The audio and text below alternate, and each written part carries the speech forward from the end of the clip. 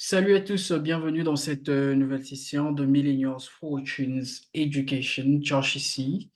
Et comme vous le savez, aujourd'hui lundi, nous allons littéralement jeter un coup d'œil sur le calendrier économique pour voir bien évidemment ce qui nous attend comme annonce économique. Et juste après, nous allons transitionner sur notre MetaTrader pour bien évidemment voir c'est quoi ces setups que nous avons sur notre MetaTrader.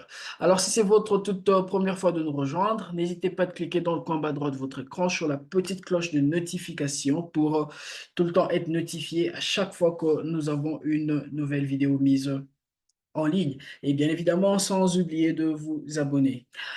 On va commencer avec la journée du lundi. Voyons voir ce que nous avons vu déjà aujourd'hui, lundi, le 6 mai. Voilà, vous allez remarquer que nous n'avons pas eu grand-chose aujourd'hui lundi. C'était une journée plutôt technique. OK. Et le mardi, qu'est-ce que nous avons le mardi? On va commencer à 7h30 sur le marché australien. Nous aurons le taux d'intérêt qui sera annoncé par la Reserve Bank australienne. OK. Donc, le taux d'intérêt très important à 7h30 demain. OK. Et juste après, à 7h45, nous avons le taux de chômage qui sera annoncé sur le marché suisse. OK. Et voilà. Qu'est-ce que nous avons d'autre? Voyons voir. À 11h juste, nous avons le Retail Sales Month to Month. OK. À 11h juste dans la zone européenne, très important. À 16h juste dans la zone canadienne, nous avons le IVPMI, OK, que nous allons garder à l'œil. Donc voilà tout pour la journée du mardi. Dans la journée du mercredi, qu'est-ce que nous avons le mercredi? Nous n'avons pas grand-chose le mercredi. Voyons voir le mercredi. Voilà, le mercredi à 16h30, nous avons le crude oil stock change. OK. Très important dans la zone américaine. OK. Là, c'est le mercredi à 16h30. Et voilà tout pour le mercredi. Ça sera également une journée très technique. Le jeudi, qu'est-ce que nous avons le jeudi? Jusque-là, il n'y a rien. Voyons voir. À 13h juste, nous avons le taux d'intérêt qui sera annoncé par la banque anglaise. Donc, nous espérons avoir plus de volatilité sur le British Pound, OK, à 13h juste le jeudi. Très important. Et à 15h15, nous avons le gouverneur de la banque anglaise qui va faire un discours. OK. Et voilà, là, c'est à 15h, 15h15. OK. Dans la journée du jeudi. Oups. Je ne sais pas trop ce que j'ai cliqué, mais bon, voilà. Là, c'est dans la journée du jeudi. Et en fin de compte, le vendredi, ce que nous avons le vendredi, c'est, voyons voir, jusque-là, pas grand-chose. Le vendredi. À 14h30, nous avons le Employment Change dans la zone canadienne. OK.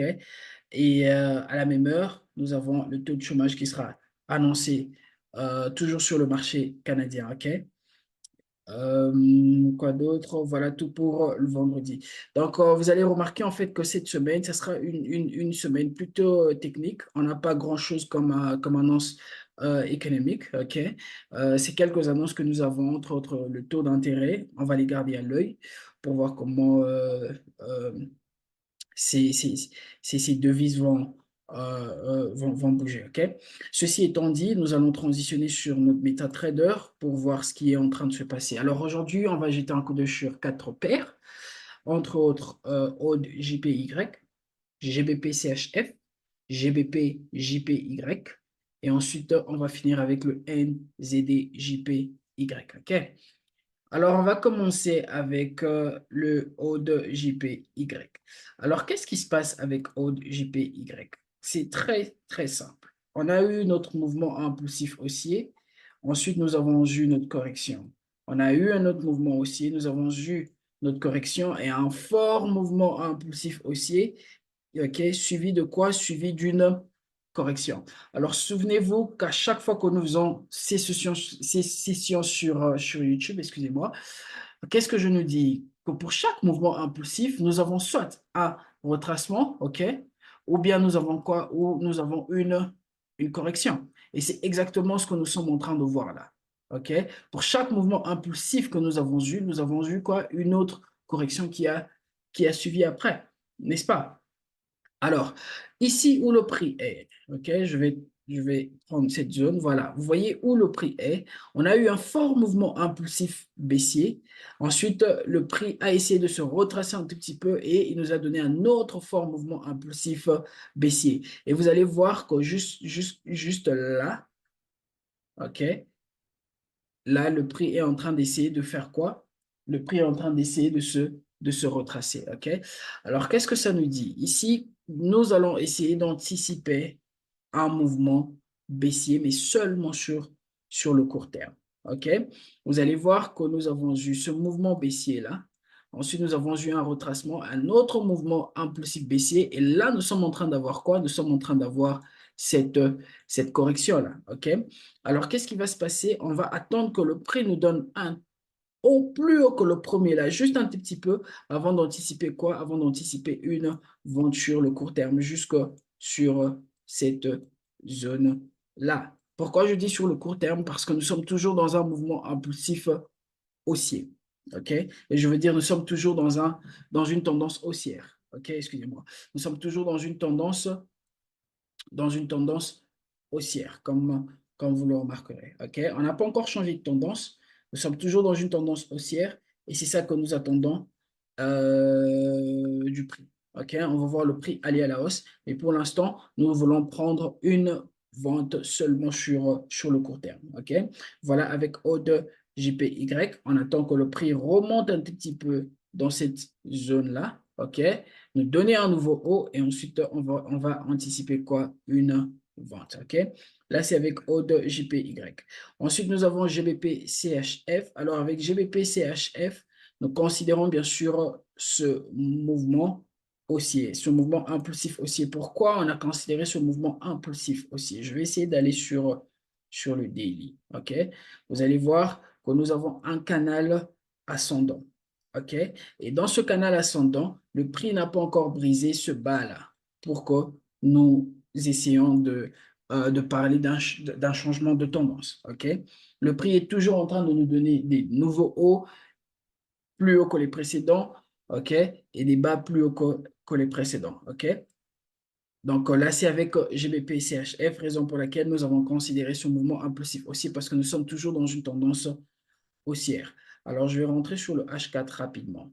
OK? Qu'est-ce qui se passe sur le H4? Vous allez voir qu'après ce mouvement impulsif haussier, le prix il s'est retracé jusque dans nos zones Fib. Alors, quand je place notre Fibonacci, OK, vous allez voir que le prix est revenu jusque dans nos zones Fib. Le prix a testé la zone 50 et là, le prix est maintenant en train d'aller un tout petit peu à la hausse. Mais je veux voir, il y a probabilité que le prix revienne encore une fois tester cette fois-là notre zone 61,8, nous donner une correction complète et ensuite repartir à la hausse. OK? C'est une probabilité. Donc, on va attendre voir ce que GBP-CHF va nous donner comme setup. OK? Ensuite, nous avons GBP-GPY. Alors, GBP-GPY, vous allez constater que c'est un tout petit peu comme ODE JPY. OK? Vous allez voir ce mouvement-ci. Il est comparable à celui que nous avons eu sur ODE JPY, parce que ces deux paires, bien sûr, contiennent JPY, le yen japonais. Donc, c'est quasiment la même logique qui va s'appliquer ici. OK? On va anticiper une vente sur le court terme. La seule différence ici, c'est que nous n'avons pas eu une correction, mais ceci-là, c'est un retracement. Alors, un retracement de ce mouvement impulsif baissier.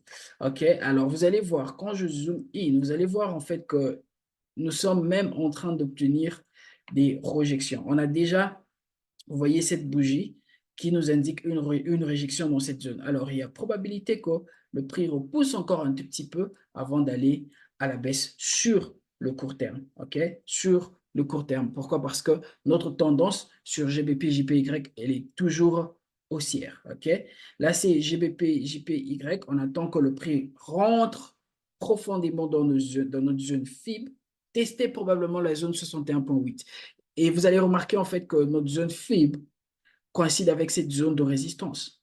OK? Vous allez voir que c'est une zone de résistance assez forte compte tenu de comment le prix a rejeté cette zone-là. OK? Donc, on va garder excusez-moi, GBP, j'y arrive, GBP, JPY à l'œil. Et en fin de compte, nous avons NZD, JPY, qui va dans la même logique que notre première paire, qui est AUD, JPY. Nous anticipons une vente sur le court terme et là déjà nous avons cette correction complète. OK? Nous avons notre correction complète, la correction complète de ce mouvement impulsif baissier que nous voyons là. Et vous allez remarquer que le prix nous a déjà donné un nouveau haut. Alors, on veut avoir beaucoup plus de confluence là. On veut voir le prix nous donner cette fois-là des bougies de rejection. Nous en avons déjà presque deux. OK? On veut avoir une troisième bougie avant, bien sûr, de placer notre position. Donc, gardons ces paires à l'œil pour la journée d'aujourd'hui et de demain également et voir ce qui va se passer. Quant à moi, je nous dis merci, que Dieu nous bénisse. Je nous redonne rendez-vous encore une fois demain et à très bientôt.